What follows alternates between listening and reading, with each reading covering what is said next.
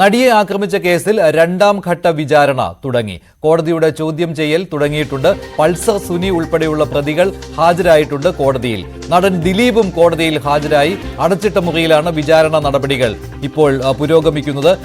നേരത്തെ പ്രോസിക്യൂഷൻ സാക്ഷികളുടെ വിസ്താരം പൂർത്തിയായതാണ്.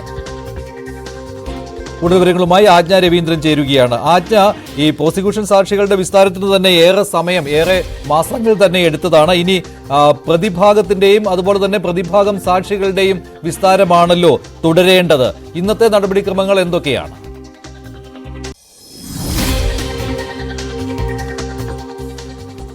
മഞ്ജുഷ്, ഇന്നത്തെ നടപടിക്രമങ്ങൾ പൂർത്തിയായിട്ടുണ്ട്. രണ്ടാം ഘട്ട വിസ്താരമാണ് ഇപ്പോൾ നടക്കുന്നത്.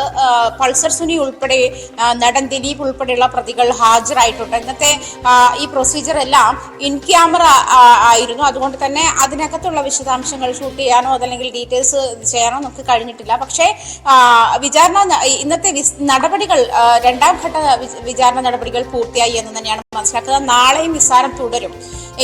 അങ്ങനത്തെ ഒരു സാഹചര്യത്തിലാണ് ഉള്ളത്. പക്ഷേ കഴിഞ്ഞ ദിവസം തന്നെ നമുക്കറിയാം, ഹൈക്കോടതി ദിലീപിനെ, അതായത് അതിജീവിതയുമായി ബന്ധപ്പെട്ട കേസിൽ ഈ 17-ാം തീയതിയാണ് 7.5 വർഷത്തിന് ശേഷം പൾസർ സുനിക്ക് ജാമ്യം ലഭിക്കുന്ന സാഹചര്യം ഉണ്ടായത്. അത് മാത്രമല്ല, ഈ പൾസർ സുനിയെ ജാമ്യത്തിൽ വിടുന്നതിന് വലിയ പ്രശ്നങ്ങളും അതായത് വലിയ നിബന്ധനകളായിരുന്നു സർക്കാർ, കഠിനമായ ജാമ്യ വ്യവസ്ഥകളുമായിരുന്നു സർക്കാർ മുന്നോട്ട് വെച്ചിരുന്ന സാഹചര്യം ഉണ്ടായിരുന്നത്.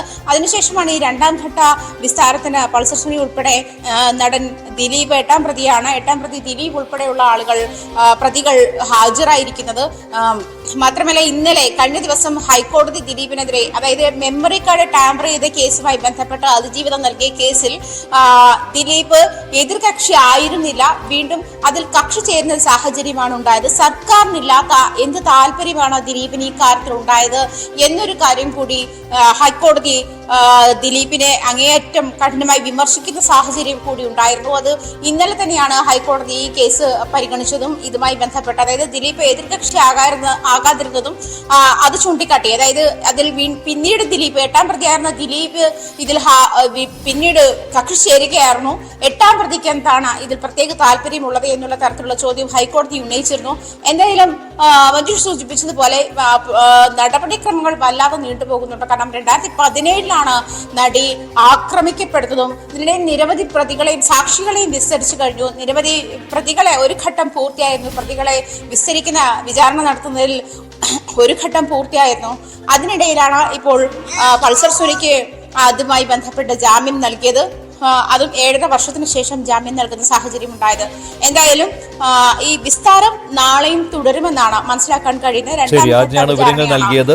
നടിയെ ആക്രമിച്ച കേസിൽ ഇപ്പോൾ രണ്ടാം ഘട്ട വിചാരണ തുടരുകയാണ്. ദിലീപ് ഇന്ന് കോടതിയിൽ ഹാജരായി. പൾസർ സുനിയും ഇന്ന് കോടതിയിൽ എത്തിയിട്ടുണ്ടായിരുന്നു.